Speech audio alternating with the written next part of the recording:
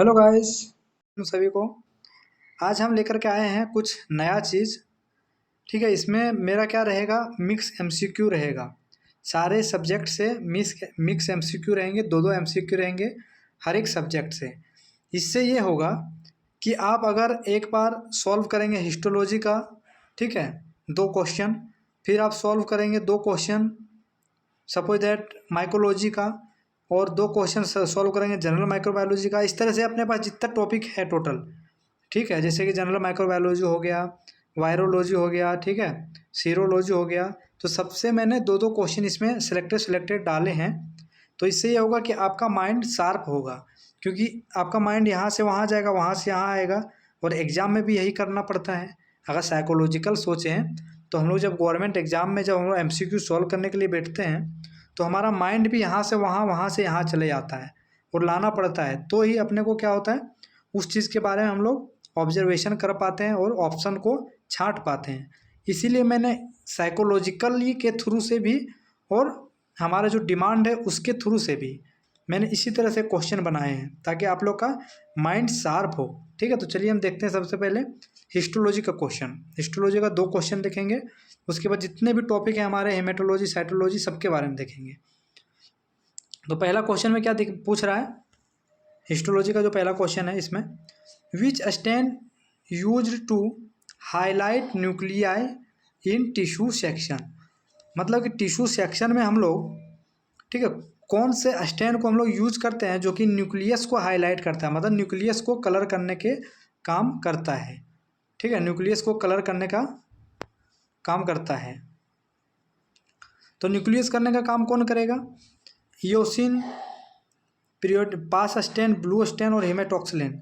आप इसमें से जवाब दीजिए थोड़ा दिमाग लगा के। तो इसका राइट आंसर क्या है, हेमेटॉक्सिलिन। ठीक है, तो हेमेटॉक्सिलिन क्या है, न्यूक्लियस का स्टेन है। हम लोग न्यूक्लियस को स्टेन करते हैं तो कौन करता है, हेमेटॉक्सिलिन। अगर पूछे एसिडोफिलिक स्टेन कौन सा है, तो एसिडोफिलिक भी कौन सा है, हेमेटॉक्सिलिन। लेकिन अगर बोले एसिडिक स्टेन कौन सा है, तो वो भी है हेमेटॉक्सिलिन। एसिडोफिलिक और एसिडिक दोनों में अंतर होता है, इसको चीज़ को आप समझें इस बात को। इसी तरह से क्वेश्चन में घुमाता है लोग, जो भी एग्जामिनर होते हैं इसी तरह घुमाते हैं। ईओसिन क्या है, ईओसिन हमारा है साइटोप्लाज्मिक स्टेन। ठीक है, ईओसिन क्या है, साइटोप्लाज्मिक स्टेन, जो कि पिंक कलर का हमारा साइटोप्लाज्म को देता है। तो इसको हम लोग क्या बोल सकते हैं, ईओसिन को एसिडोफिलिक बोलेंगे कि बेसोफिलिक बोलेंगे। तो ये किसको कलर कर रहा है, बेस को कलर कर रहा है, क्योंकि देखिए सेल का न्यूक्लियस एसिडिक नेचर का होता है और साइटोप्लाज्म किस नेचर का होता है, बेसिक नेचर का। तो जो बेसिक नेचर को कलर करने के काम करेगा उसको हम लोग क्या बोलेंगे, बेसोफिलिक बोलेंगे। ठीक है, तो ईओसिन क्या है, बेसोफिलिक है, लेकिन इसका खुद का नेचर क्या है, तो खुद का नेचर क्या है, एसिडिक नेचर है। ठीक है, तो इस कॉन्सेप्ट को अगर आप समझ जाएंगे ना तो बहुत बड़ी बात है। इस क्वेश्चन को आप जरूर समझें, इस कॉन्सेप्ट को अपने दिमाग में लाएं। तीसरा, पास पीरियोडिक एसिड सेप सस्टेन, ये हमारा पास सस्टेन है। ठीक है, ये हमारे लोग साइटोलॉजी में, हिस्टोपैथोलॉजी में यूज़ करते हैं, है ना। इस एल्सियन ब्लू किसके लिए यूज़ करते हैं हम लोग, तो एल्सियन ब्लू हम लोग यूज़ करते हैं म्यूसिन के लिए। ठीक है, म्यूसिन के लिए, जो कि कार्बोहाइड्रेट का पार्ट है। म्यूसिन के लिए हम लोग क्या करते हैं, एल्सियन ब्लू का यूज़ करते हैं।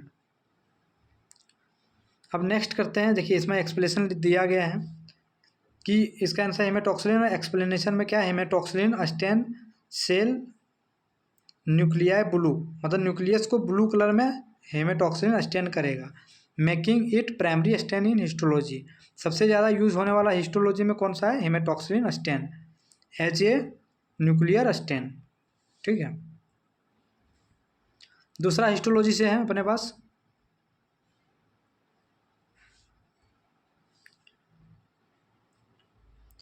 विच of the following is commonly use to demonstrate connective tissue. देखिए कनेक्टिव टिश्यू के लिए हम लोग कौन से स्टेन का यूज करते हैं, Masson trichrome stain, Giemsa stain, acid fast stain and gram stain. इसको आप इजी से लगा सकते हैं अगर आपने थोड़ा बहुत पढ़े होंगे तो। ठीक, चलिए हम बात करते हैं एक एक स्टेन के बारे में। तो हम लोग इसको छोड़ देते हैं पहले, पहला नंबर का। दूसरा नंबर का देखते हैं, जिम्सा स्टेन कौन सा है? जिम्सा स्टेन हम लोग का साइटोलॉजिकल स्टेन है, ठीक है, साइटोलॉजिकल स्टेन है। और रोमानोस्की स्टेन है, इसको हम लोग रोमानोस्की स्टेन के नाम से जानते हैं, जिम्सा स्टेन को। एसिड फास्ट स्टेन किसके लिए है? हम लोग एमटीबी के लिए, माइक्रोबैक्टीरियम ट्यूबरकुलोसिस के लिए, ठीक है, ये एसिड फास्ट स्टेन है। ग्राम स्टेन क्या है? ग्राम नेगेटिव और ग्राम पॉजिटिव बैक्टीरिया को डिफ्रेंशिएट करने के लिए ग्राम स्टेन है। और मेसन ट्राइकोनोम स्टेन अगर बच गया, तो अगर आप इस सब के बारे में थोड़ा बहुत जानते हैं तो आप इसको इजीली छांट सकते हैं। अगर आपने कभी नहीं पढ़ा होगा कि मेसन ट्राइकोनोम स्टेन हम लोग कनेक्टिव टिश्यू के लिए यूज करते हैं, तो आप सबसे पहले क्या करेंगे, इसको एलिमिनेट करना सीखेंगे, सब चीज़ को छांटना सीखेंगे। जो जो चीज़ आपको पता है पहले उस ऑप्शन के बारे में आप चर्चा कीजिए, उसके बाद क्या होगा, ऑटोमेटिकली आपका आंसर निकल के आ जाएगा। तो इसका सही आंसर क्या है? ए नंबर। देखते हैं, इसका सही आंसर ए नंबर है, ठीक है। एक्सप्लेनेशन में क्या है? Masson trichrome stain helps differentiate connective tissue like collagen tissue in blue from the other tissue. मतलब कि मेसन ट्राइकोनोम स्टेन क्या करेगा, ब्लू कलर का कर देगा कनेक्टिव टिश्यू को। अब कनेक्टिव टिश्यू में एक्चुअली मैं अगर आगे की बात करूँ तो कनेक्टिव टिश्यू में 3 तरह के कनेक्टिव टिश्यू पाए जाते हैं, ठीक है। एक इलास्टिक टिश्यू है ना, इलास्टिक कनेक्टिव टिश्यू, एक रेटिकुलर टिश्यू कनेक्टिव टिश्यू, और हमारे के अंदर जो टिश्यू पाया जाता है, और एक होता है कोलेजन टिश्यू, कोलेजन फाइबर, ठीक है, इसको फाइबर। ये कनेक्टिव टिश्यू का जो हमारा सेल वाला सब्सटेंस है, वो चीज़ इसमें 3 तरह का कनेक्टिव टिश्यू में हम लोग पढ़ते हैं। तो उसको हम लोग सेपरेटली पढ़ेंगे आगे चल के।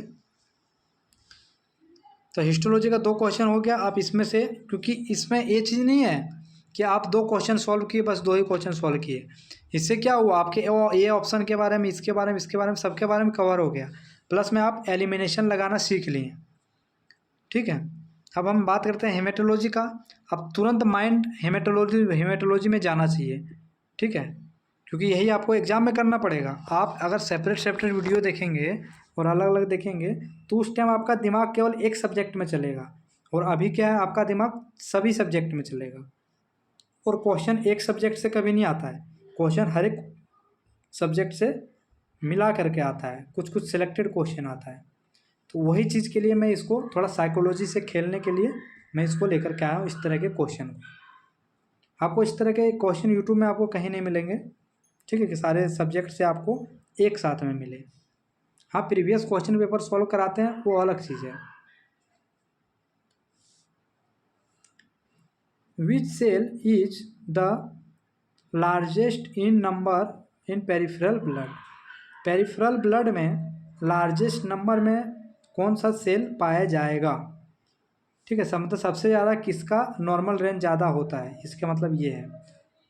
तो आप देखिए, लिम्फोसाइट, न्यूट्रोफिल, मोनोसाइट और इरिथ्रोसाइट, ठीक है। पेरिफेरल ब्लड स्मेयर में largest in normal peripheral blood, largest, which cell is the largest in normal peripheral blood, नहीं, अगर बड़ा की बात कर रहा है, सबसे बड़ा कौन सा सेल होगा, ठीक है, वही बात कर रहा है ना, सबसे बड़ा का सेल का। लार्जेस्ट नंबर में नहीं बता रहा है, लार्जेस्ट, सबसे साइज में सबसे बड़ा लार्जेस्ट कौन है। तो इस तरह से आप ऐसे कन्फ्यूज में, जैसे आप ये इरिथ्रोसाइट लगा देते आप, ठीक है, लेकिन इसका आंसर क्या है, इसका आंसर है मोनोसाइट। तो इस क्वेश्चन को आप पढ़ना सीखें, ठीक है, क्वेश्चन को कैसे पढ़ना है वो चीज़। अभी आप कन्फ्यूज हो जाते हैं, हम भी कन्फ्यूज हो जाते हैं। तो देखिए लिम्फोसाइट्स, क्योंकि देखिए ये क्वेश्चन मेरा जो ऑपरेटर है वो बना करके देते हैं, मैं इसको रीडिंग नहीं करता हूँ, डायरेक्ट आप लोगों के सामने ही मैं एक्सप्लेन करता हूँ। मैं भी और आदमी हूँ, तो थोड़ा बहुत तो हो ही जाता है आगे पीछे। तो चलिए बात करते हैं, लेकिन आपको कंटेंट ऐसा देंगे कि कंटेंट आपको मज़ा आ जाएगा देख करके। तो लार्जर, ठीक है, सबसे बड़ा सेल कौन सा है? तो सब सेल की हम एक बार नॉर्मल रेंज आपको रिवाइज करा देते हैं। तो लिम्फोसाइट का सेल का सेल का साइज कितना होता है, आप रिवीजन मारिए। अगर आपको मालूम है तो आप ज़रूर कमेंट में बताइए, इससे क्या होगा, आपका हैबिट बढ़ेगा। बच्चों, मैं आपके लिए बहुत मेहनत कर रहा हूँ, आप लोग ज़रूर सपोर्ट करें, मेरा रिक्वेस्ट है आप लोगों से। तो लिम्फोसाइट्स का साइज कितना होता है? 6 से 7 माइक्रोमीटर, ठीक है, जो कि आरबीसी का सेल भी होता है, यानी कि लिम्फोसाइट्स और आरबीसी का सेल बराबर होता है। न्यूट्रोफिल का कितना होता है? तो न्यूट्रोफिल का हम लोग कितना पढ़े थे? 12 से 15 माइक्रोमीटर, ठीक है। मोनोसाइट का कितना होता है? तो मोनोसाइट्स का कितना होता है हमारे पास, मैंने अभी आपको मैंने पिछले वीडियो में बताया था, 13 से 17 माइक्रोमीटर, ये 20 माइक्रोमीटर तक का भी हो सकता है मोनोसाइट। और इरिथ्रोसाइट मतलब आरबीसी कितना होगा? 6 से 7 माइक्रोमीटर, जो कि लिम्फोसाइट्स के बराबर होगा, है ना। तो अब आपका आंसर आ जाना चाहिए, क्योंकि मोनोसाइट जो है सो सबसे लार्जेस्ट है, लार्जेस्ट बड़ा में है, सबसे साइज बड़ा है। तो इस तरह से अगर मोनोसाइट, अगर लार्जेस्ट नंबर अगर पूछे, लार्जर इन नंबर, तो कौन आता है इसमें ऑप्शन में? इरिथ्रोसाइट, क्योंकि सबसे ज़्यादा इरिथ्रोसाइट हमारा पेरिफेरल ब्लड में पाया जाता है, ठीक है। ये कहाँ 1000 में पाया जाता है, ये तो मिलियन में पाया जाता है, ये तो ऑब्वियसली बात है, ऑब्वियसली बात है। तो इस तरह के क्वेश्चन तो नहीं आते जिसमें ज़्यादा डिफरेंस होता है। अब हेमेटोलॉजी का, ठीक है, मोनोसाइट्स के बारे में कुछ और भी पॉइंट दिया हुआ है। क्या दिया हुआ देखिए एक्सप्लेनेशन में, monocytes are the largest white blood cell in peripheral blood smear with a diameter about 15 से 20 माइक्रोमीटर का, ठीक है। मैंने बोला था 20 माइक्रोमीटर तक का भी हो सकता है।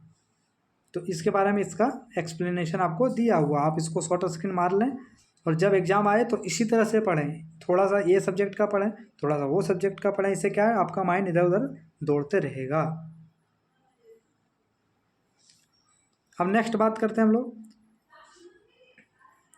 द इरेथ्रोसाइट सेडिमेंटेशन रेट, यानी कि ESR is mainly use to detection, मतलब ESR को हम लोग किसके लिए यूज करते हैं, मेनली किसके लिए हम लोग यूज करते हैं ESR को, ठीक है।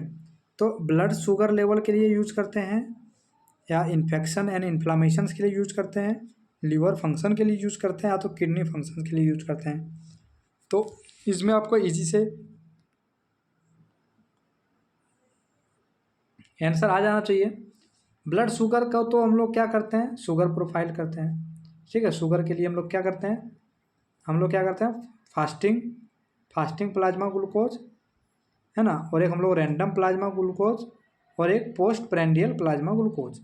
तो ये सब का आपको नॉर्मल रेंज भी मालूम होना चाहिए, ठीक है। इसका मैं हम लोगों ने फास्टिंग का कितना है, 70 से 110 ग्राम %, इसको हम लोग ग्राम पर DL भी लिख सकते हैं।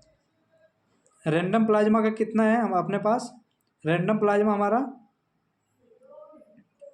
रैंडम प्लाज्मा ग्लूकोज, मतलब कभी भी अगर हम लोग इसको करेंगे तो 126 से नीचे होना चाहिए, ठीक है। 126 से मिलीग्राम पर DL से नीचे होना चाहिए। और खाना खाने के बाद कितना होना चाहिए, PPG कितना होना चाहिए, तो ये हमारा 140 से नीचे होना चाहिए, ठीक है। 140 से नीचे होना चाहिए। अगर 200 से ऊपर चला गया तो इसको हम लोग क्या कंसिडर करेंगे, डायबिटिक। और अगर 40 से लेकर के 99 तक गया है तो इसको हम लोग क्या बोलेंगे, प्री डायबिटिक कंडीशन। फिर उसको हम लोग को चेक करवाना पड़ेगा, फिर अलग अलग तरह के टेस्ट करवाना पड़ते हैं उसके लिए, अगर इतना आता है तो इसके बारे में मैंने बता दिया। लीवर फंक्शंस में क्या आता है, लीवर फंक्शंस में कौन कौन सा आता है लीवर में अपने पास, तो आप लाइए मन में, इसको लाइए कौन कौन सा आता है लीवर के में, ठीक है। लीवर में कौन सा आता है, एक प्रोटीन आता है, ठीक है, बिलीरुबिन आता है, अल्काइलिन फॉस्फेट आता है, इसमें डायरेक्ट बिलीरुबिन इनडायरेक्ट बिलीरुबिन दोनों आएगा, SGOT आता है, SGPT आता है, ठीक है। इस तरह से लीवर फंक्शंस में, तो इसमें ESR तो आया ही नहीं, तो वो तो होगा ही नहीं ऑप्शन में, ठीक है। तीसरा चीज़ किडनी फंक्शंस में कौन कौन सा टेस्ट हम लोग यूज करते हैं, तो किडनी में कौन सा करते हैं, यूरिया करते हैं, क्रिएटिनिन करते हैं, ठीक है। ये 2 टेस्ट स्पेसिफिक मेनली है किडनी के लिए। तो ये क्वेश्चन ये तीनों तो एलिमिनेट कर दिए, सीधा कौन सा है आंसर, इन्फेक्शन एंड इन्फ्लामेशन। तो आप इस तरह से सॉल्व कीजिए, तो उससे क्या होगा, आपका दिमाग शार्प होगा बच्चों। एक होता है स्मार्ट पढ़ाई और एक होता है बस पढ़ाई पढ़ाई। तो आप स्मार्ट पढ़ाई करने की कोशिश करें। यूट्यूब में क्या करता है, आप देखते जाइए, उससे आपको कुछ प्रॉफिट नहीं होगा। आप इस तरह से माइंड में ला करके पढ़ेंगे तो उससे प्रॉफिट होगा। और वो सारे चीज़ किस तरह से फैक्ट आते हैं वो हमारे चैनल पे प्रोवाइड करवाए जाते हैं। और कहीं कुछ ट्रिक भी बनता है तो मैं उसको बताने की कोशिश करता हूँ कि इस तरह से ये ट्रिक बनेगा, इस तरह से आपको कोरिलेट करके याद करना है। आपको जहाँ पे भी फ़ायदा हो आप वहीं पे जाएं। ऐसा नहीं है मैं कि आप मेरे पास ही आइए, लेकिन आपको लग रहा है कि यहाँ पे फ़ायदा है तो आप ज़रूर आइए, स्वागत है आपका, वेलकम है। देखिए इसका एक्सप्लेनेशन दिया हुआ है, ठीक है। क्या ESR is non specific test for inflammations and infections of the body. ये कोई स्पेसिफिक टेस्ट नहीं है एक्चुअली में। चाहे कोई भी पैरासाइट, बैक्टीरिया या कोई भी इन्फेक्शन हमारे बॉडी में हुआ तो ESR बढ़ जाता है, ठीक है। तो ESR बढ़ जाता है, इसलिए नॉन स्पेसिफिक है। कोई भी इन्फेक्शन हुआ तो उससे क्या होगा, ESR अपना बढ़ जाता है, इसलिए इसको नॉन स्पेसिफिक बोला गया है। तो हम लोग बात करते हैं माइकोलॉजी का, है ना। 2 क्वेश्चन उसका हो गया। अब माइकोलॉजी के 2 क्वेश्चन बात करते हैं हम लोग, है ना। Candida albicans primary infect which area of the body. जो कैंडिडा एल्बिकेंस होता है वो किस एरिया को इन्फेक्ट करता है, ठीक है। Candida albicans skin, mouth and genital track, lungs या तो बोन। तो हम चलिए एक एक चीज़ के बात करते हैं। हम लोग कैंडिडा कहाँ पे पढ़े थे, तो कैंडिडा हम लोगों ने क्या पढ़ा था। कैंडिडा क्या है, east like structure, east like fungi है। ये क्या है, कैंडिडा ईस्ट लाइक फंगी है, ठीक है। और ये मेनली कहाँ पे काउज करेगा, ये हमारा कौन सा है, सबक्यूटेनियस फंगी है, ठीक है। सबक्यूटेनियस फंगी है। तो देखिए सबक्यूटेनियस है, लंग्स तो सिस्टमिक में आता है, बोन तो सिस्टमिक में आता है, और स्किन किस में आता है, सुपरफिशियल में आता है। तो आप इसको आराम से छांट सकते हैं कि माउथ और जेनाइटल ट्रैक जो है उसके लिए हम लोग उसका जो मेनली काउज करता है वो कैंडिडा एल्बिकेंस काउज करता है, ठीक है। कैंडिडा एल्बिकेंस माउथ में और जेनाइटल ट्रैक में दोनों में इन्फेक्शन काउज करता है, जिसको हम लोग क्या बोलते हैं, माइकोसिस, ठीक है। लंग्स किस में आता है, सिस्टमिक में। बोन किस में आता है, सिस्टमिक में, है ना। स्किन किस में आता है, सुपरफिशियल में। तो आपको कुछ भी अगर कैंडिडा के बारे में मालूम होता तो आप इसको आसानी से सॉल्व कर पाते। मैं आपको एलिमिनेशन पे बहुत ज़्यादा फोकस करता हूँ कि किस तरह से आपको एलिमिनेट करना है क्वेश्चन को। इसके बारे में एक्सप्लेनेशन दिया हुआ है।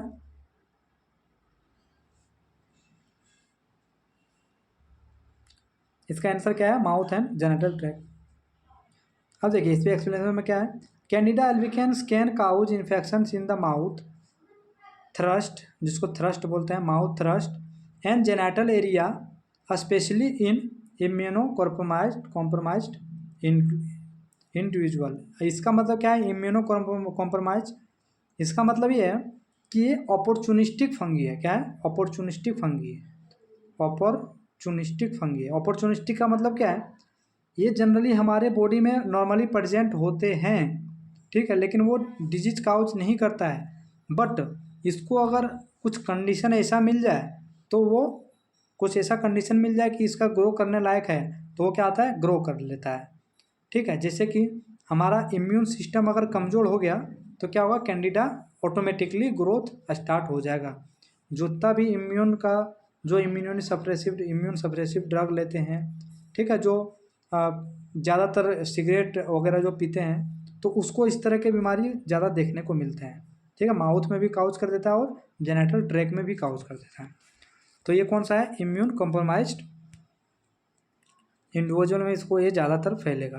देखिए जब हम आपको हिस्टोलॉजी पढ़ाएंगे ना, सॉरी, जब आपको हम माइकोलॉजी पढ़ाएंगे बिल्कुल अच्छे तरीके से आपको याद करा देंगे कि कैंडिडा क्या है, ठीक है, और सुपरफिशियल माइकोसिस क्या है, बिल्कुल एकदम अच्छे तरीके से याद करवाएंगे, क्योंकि मैंने इसको बहुत ही डिस्कवर किया है और सबसे ज़्यादा बच्चे को यही सब्जेक्ट हार्ड लगते हैं, ठीक है। हम भी जब स्टार्टिंग स्टेज में थे तो हमको भी यही सब्जेक्ट हार्ड लगता था।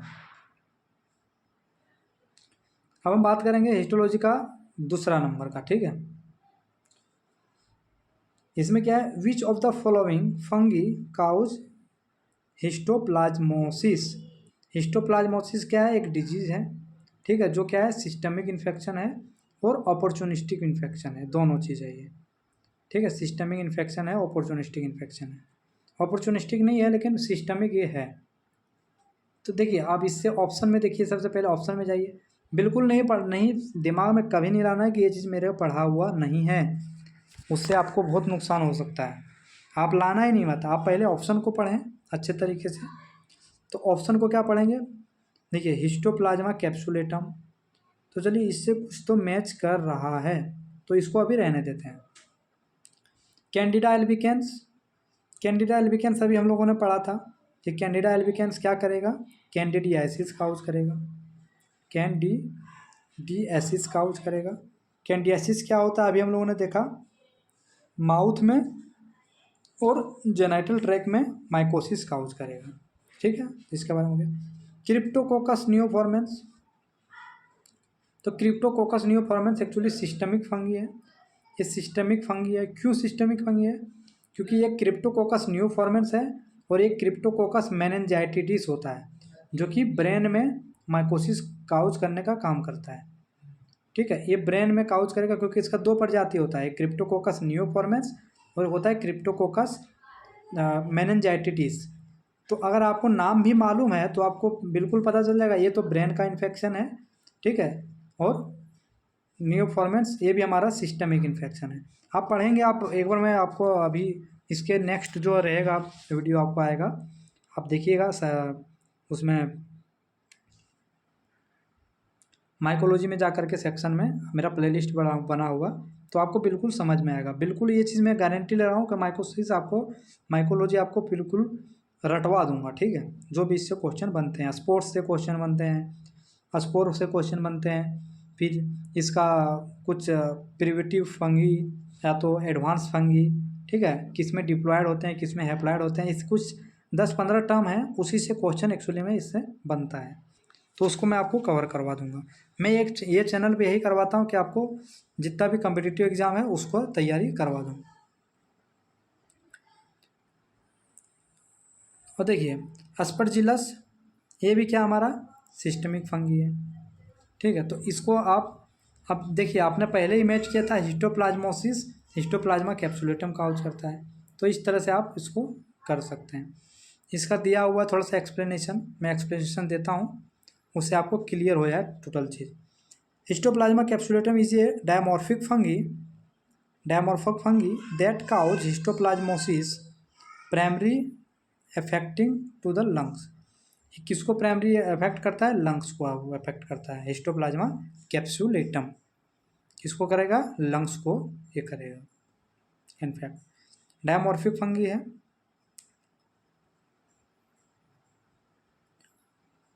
अब नेक्स्ट बात करते हैं हम लोग जनरल माइक्रोबायोलॉजी का, दो क्वेश्चन है। तो जनरल माइक्रोबायोलॉजी में क्या है, the gram stain is use to differentiate bacteria on the basis of. जो ग्राम स्टेन है वो बैक्टीरिया को डिफ्रेंशिएट करने का काम करता है, किसमें, ग्राम पॉजिटिव और ग्राम नेगेटिव में। तो ग्राम पॉजिटिव ग्राम नेगेटिव में तो करता है, लेकिन किसके बेस पे करता है, साइज के बेस पे, शेप के बेस पे, रिप्रोडक्शन रेट के बेस पे, या तो सेल वाल कंपोजिशन के बेस पे, ठीक है। ये तो आप लोग पढ़ते हुए आ रहे हैं शुरू से ही, तो इसका सही आंसर क्या होगा, सेल वाल कॉम्पोजिशंस के बेस पे, ठीक है। तो ग्राम जो पॉजिटिव होता है ना, उसके अंदर क्या होता है, पेप्टाइडोग्लाइकेन का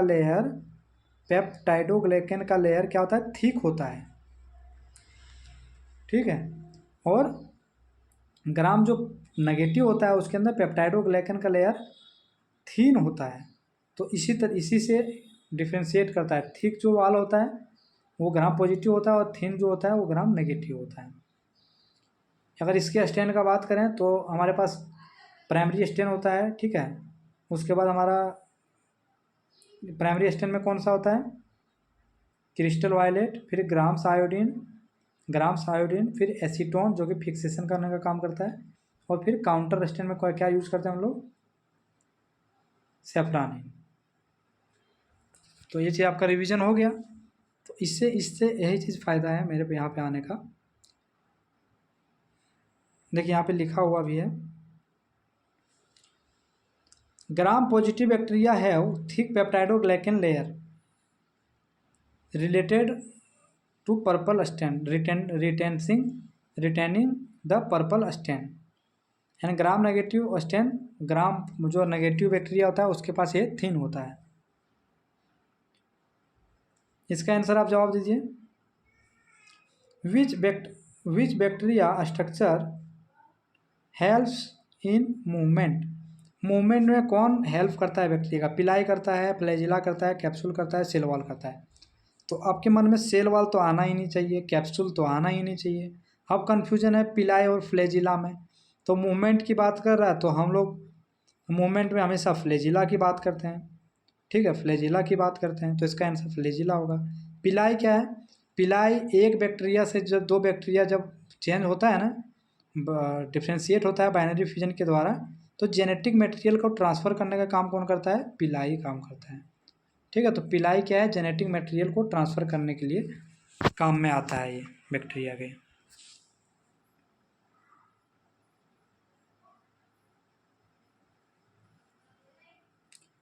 ठीक है, इसमें एक्सप्लेनेशन क्या है? Flagella are long whip like structures that helps bacteria movement, ठीक है, वही मैंने बताया। वायरोलॉजी से आप देखिए,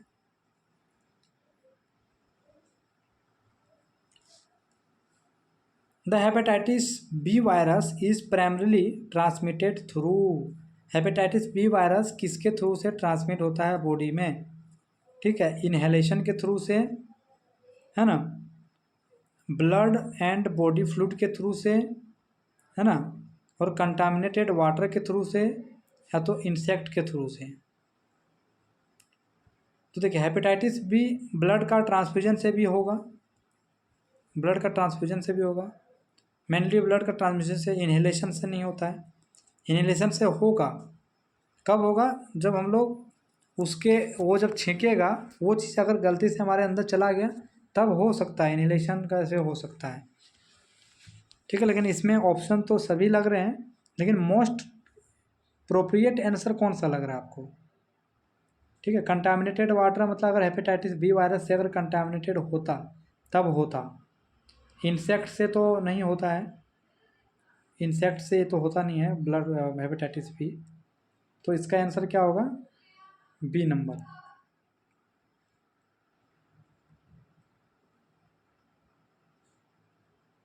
तो इस तरह से कभी कन्फ्यूजिंग क्वेश्चन भी आ जाते हैं जिसमें लगता है कि हम लोग को सारे के सारे आंसर सही लग रहे हैं भाई साहब, अब करें तो क्या करें। तो उसमें से आपको देखना है कि कौन सा आंसर सबसे ज़्यादा एक्यूरेट है, ज़्यादा एक्यूरेसी उसके अंदर दिख रहा है। क्वेश्चन नंबर 9 में देखिए क्या बोल रहा है, hepatitis B virus is primarily transmit through, ये चलो अरे मैंने तो कर लिया था अभी। इसमें एक्सप्लेनेशन क्या है? Hepatitis B virus separated through the blood body fluid can be prevented by वैक्यूम टेनर,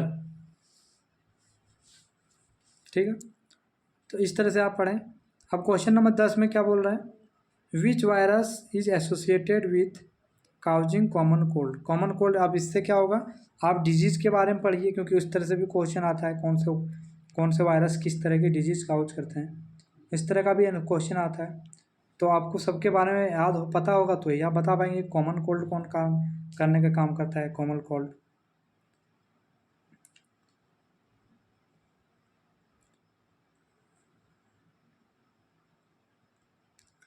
तो इन्फ्लुएंजा क्या करता है? इन्फ्लुएंजा जब आप डिजीज पढ़ेंगे तो इसको पूरा डिस्क्रिप्शन इसको पता चलेगा।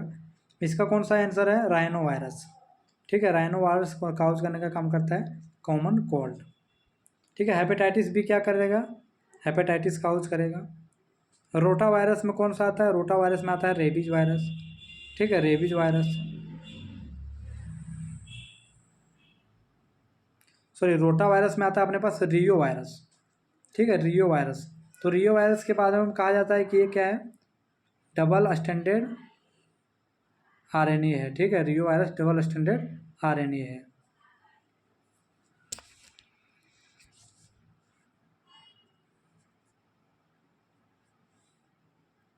देखिए यहाँ पे क्या बताया गया है,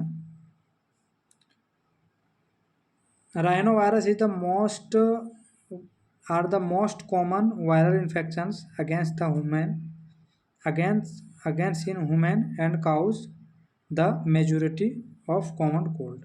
तो राइनो वायरस का वो क्या करता है, कॉमन कोल्ड काउज करने का काम करता है। पूरा थ्योरी पढ़ना पड़ेगा बच्चों, ऐसे एक एग्जाम नहीं निकलता है कि कभी मन किया तो पढ़ लिए, कभी मन किया तो नहीं पढ़े। अगर आप एग्ज़ाम की तैयारी सीरियसली करना चाहते हैं तो अगर आप 5-10 हज़ार का जॉब भी कर रहे हैं तो उसको आप छोड़ दें, अगर आपको जॉब लेना है तो। नहीं तो फिर ज़रूरी नहीं है कि जॉब ही लेना है, प्राइवेट में भी बहुत पैसे हैं, तो उससे कोई दिक्कत वाली बात नहीं है। अब सीरोलॉजी की बात करते हैं हम लोग,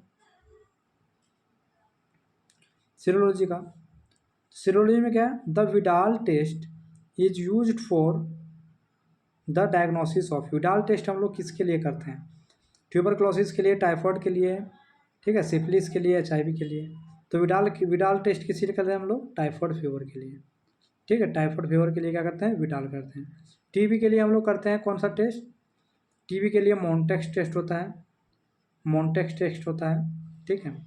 सिफिलिस के लिए क्या करते हैं हम लोग, VDRL टेस्ट करते हैं, VDRL टेस्ट करते हैं। HIV हम लोग सीरोलॉजी में भी लगाते हैं, है ना। और हम लोग इम्यूनोलॉजी में भी HIV को हम लोग लगाते हैं बाय द एलाइजा से।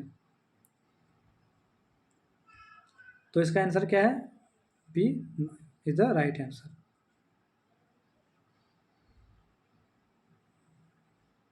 डिस्क्रिप्शन में क्या दिया हुआ है, the Widal test detects agglutinating antibody in typhoid fever. Agglutination show करता है, ये भी इंपॉर्टेंट है।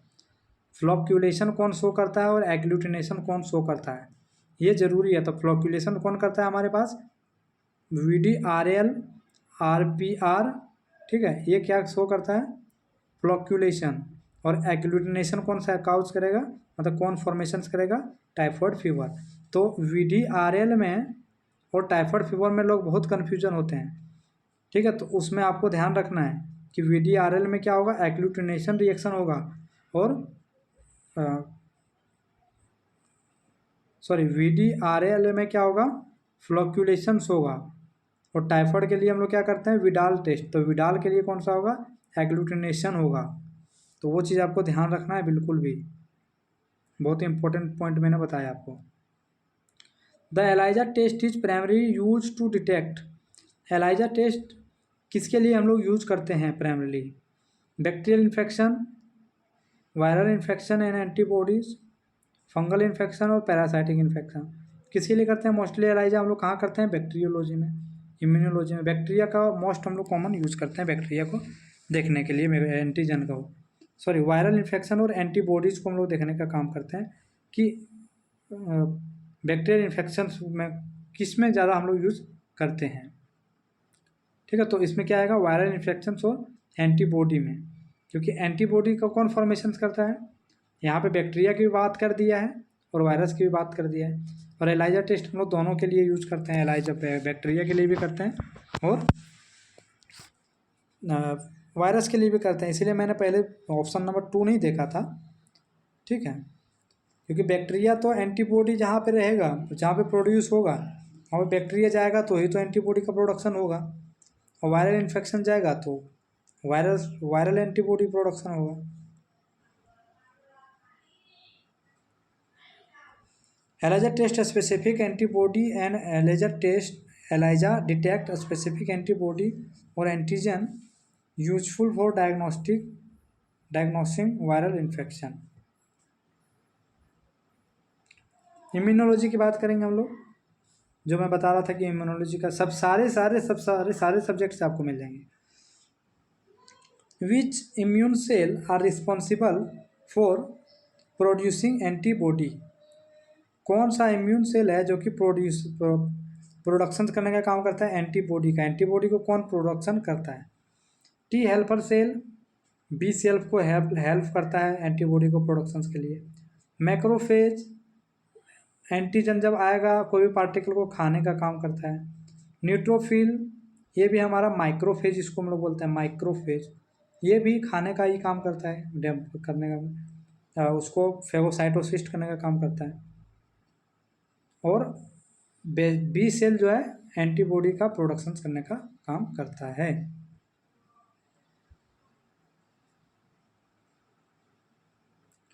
अब नेक्स्ट क्वेश्चन की ओर चलते हैं हम लोग।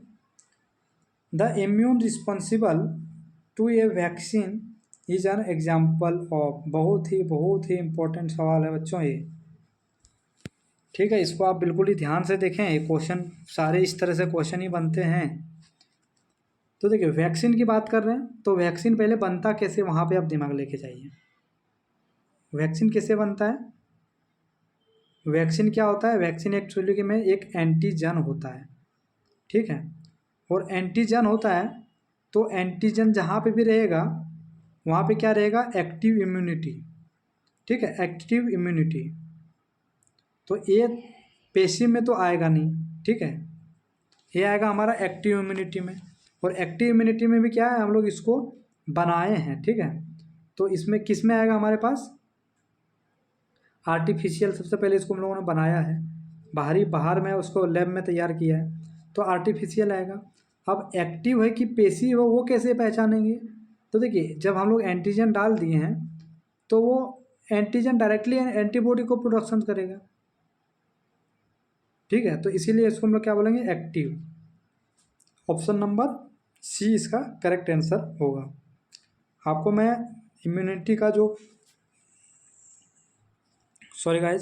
इम्यूनिटी का जब हम चैप्टर आपको पढ़ाएंगे तो इसको किस तरह से रिलेट करना है वो चीज़ आपको बताएंगे, क्योंकि इसमें बहुत ज़्यादा कन्फ्यूजन होते हैं, ऑप्शन आते हैं तो दिमाग घुमा देता है, ठीक है। एक होता है एंटीवेनम। एंटीवेनम में क्या होता है एक्चुअली में? एंटीवेनम में हम लोग एंटीबॉडी यूज़ करते हैं, ठीक है, एंटीबॉडी यूज़ करते हैं। तो ये किस में आएगा? एंटी जब बॉडी यूज़ कर रहे हैं तो ये पेशिव में आएगा, ठीक है, एक्टिव में नहीं आएगा, पेशिव में आएगा। और एंटीबॉडी क्या होता है हमारे पास? एंटीबॉडी क्या होता है? एंटीबॉडी है। एंटीवेनम क्या होता है? एंटीबॉडी है। तो इसको लोग पेशिव में यूज़ करते हैं। तो जहाँ पे भी अगर एंटीवेनम आया तो हमेशा पेशिव की बात होगा। तो इस तरह से आपको याद करना सिखाएंगे हम, किस तरह से आपको कोरिलेट करना है।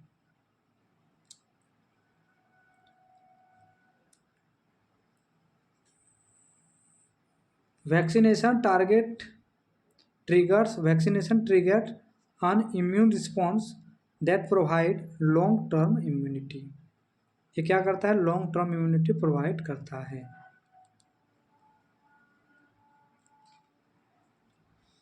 बायोकेमिस्ट्री का 2 क्वेश्चन देखते हैं हम लोग। Which molecules is known as the energy currency of the cell. Energy का करेंसी हम लोग कौन से मॉलिक्यूल्स को बोलते हैं, ठीक है। डीएनए को, आरएनए को, एटीपी को, एटीपी को। अब देखिए करेंसी का मतलब कहाँ? जहाँ पे ज़्यादा एनर्जी है। डीएनए और आरएनए ये तो हमारा जेनेटिक मटेरियल है, ठीक है। अब बात रहा एटीपी और एडीपी। एटीपी मतलब एडिनोसिन ट्राइफॉस्फेट, एडीपी मतलब एडिनोसिन डाइफॉस्फेट। अब यहाँ पे 2 ही एनर्जी है, 2 ही फॉस्फेट है, और यहाँ पे 3 फॉस्फेट है।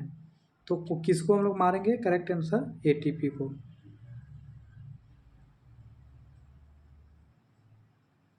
अब इसको पढ़ लीजिएगा, adenosine triphosphate provide the energy for cellular activation. हम लोग बात करेंगे lipase enzyme are primarily involve in the breakdown of.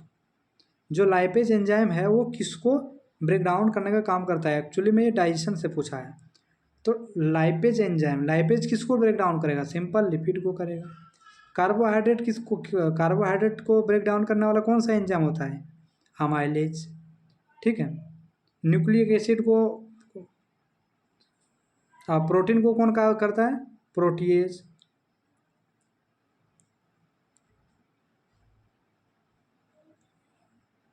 इसका लिपिड का आंसर ये हो गया। अब साइटोलॉजी की बात करेंगे हम लोग। तो साइटोलॉजी में क्या है? The process by which a cell divided into 2 identical daughter cell is called. 2 identical daughter में एक सेल टूट के 2 सेल बनाएगा, ठीक है, जिसका दोनों का सेम रहना चाहिए, दोनों में क्या रहना चाहिए? 2n ही होना चाहिए। तो उसको हम लोग क्या बोलते हैं? मियोसिस, माइटोसिस, साइटोकाइनेसिस और एपोप्टोसिस। तो एक एक वर्ड को हम लोग समझते हैं, ठीक है। मियोसिस में क्या होता है, सिंगल एन का सिंगल एन बनेगा। माइटोसिस में क्या है, डॉटर सेल 2 सेल में कन्वर्ट हो जाएगा, ठीक है। ये पेरेंट सेल है और डॉटर सेल, ये 2n रहेगा, ये भी 2n रहेगा और ये भी 2n रहेगा, ठीक है। और इसमें ये सिंगल एन रहेगा मियोसिस में। एपोप्टोसिस मतलब क्या होता है, एपोप्टोसिस जब कोई सेल मर जाता है तो वो धीरे धीरे डिजेनरेट हो जाते हैं या तो मैक्रोफेज खा लेते हैं, उसको हम लोग क्या बोलते हैं, एपोप्टोसिस। तो इसका आंसर क्या होगा, बी, माइटोसिस। माइटोसिस में क्या होता है, 2 आइडेंटिकल सेल बनते हैं। तो इसमें कंफ्यूजन कहाँ पे हुए होंगे बच्चे, मियोसिस और माइटोसिस में। बस अब लास्ट वीडियो होने वाला है, ठीक है। The main component of the cell membrane, cell membrane का मेन कंपोनेंट क्या होता है, प्रोटीन होता है, कार्बोहाइड्रेट होता है, लिपिड होता है, वह न्यूक्लिक एसिड होता है। तो हम लोग कार्बोहाइड्रेट सेल मेम्ब्रेन का जब कंपोजिशन पढ़ते हैं तो क्या पढ़ते हैं, peptidoglycan, phospho bi lipid layer, क्या पढ़ते हैं हम लोग, फॉस्फो बाय लिपिड लेयर। तो फॉस्फोइड और लिपिड 2 चीज़ मेन कंपोनेंट रहता है सेल मेम्ब्रेन में। हालांकि प्रोटीन भी रहते हैं, कुछ कार्बोहाइड्रेट के रिसेप्टर भी रहते हैं, लेकिन मेन कंपोनेंट पूछा है तो मेन क्या आएगा, लिपिड आएगा इसके अंदर। The cell membrane is primarily composed of phospholipid bilayer with embedded protein, ठीक है। प्रोटीन भी उसके अंदर रह सकता है, लेकिन मेन पूछा है तो मेन क्या आएगा, लिपिड आएगा। तो अगर बच्चों इस तरह के अगर कोई एमसीक्यू आपको अच्छे लगे होंगे तो आप ज़रूर बताएं कि अगर आपको ऐसा अच्छा लगता है कि आप सेपरेट सर बताइए, आप हिस्टोलॉजी का 20 एमसीक्यू बताइए, फिर साइटोलॉजी का 20 एमसीक्यू बताइए, तो इस तरह से बताइए, तो मैं उस तरह भी कर सकता हूँ। लेकिन मेरे हिसाब से इस तरह के एमसीक्यू सॉल्व करना आपके लिए ज़्यादा फ़ायदेमंद होंगे, क्योंकि इससे क्या होता है, माइंड आपका इधर से उधर, उधर से इधर जाना पड़ता है उसको, तो धीरे धीरे आपका हैबिट बनेगा इससे, ताकि आपको फाइनल एग्ज़ाम में कोई दिक्कत की सामना ना करना पड़े। ठीक बच्चों, तो थैंक यू लास्ट तक बने रहने के लिए। अगर इतना तक आप बने हुए हैं लास्ट तक, प्लीज़ आप लाइक कर दीजिए और सब्सक्राइब भी कर लीजिए, और जिस तरह के आपको टॉपिक चाहिए वो चीज़ आप बताइए हमको, हम ज़रूर मेहनत करेंगे आपके लिए। Thank you everyone for last तक देखने के लिए।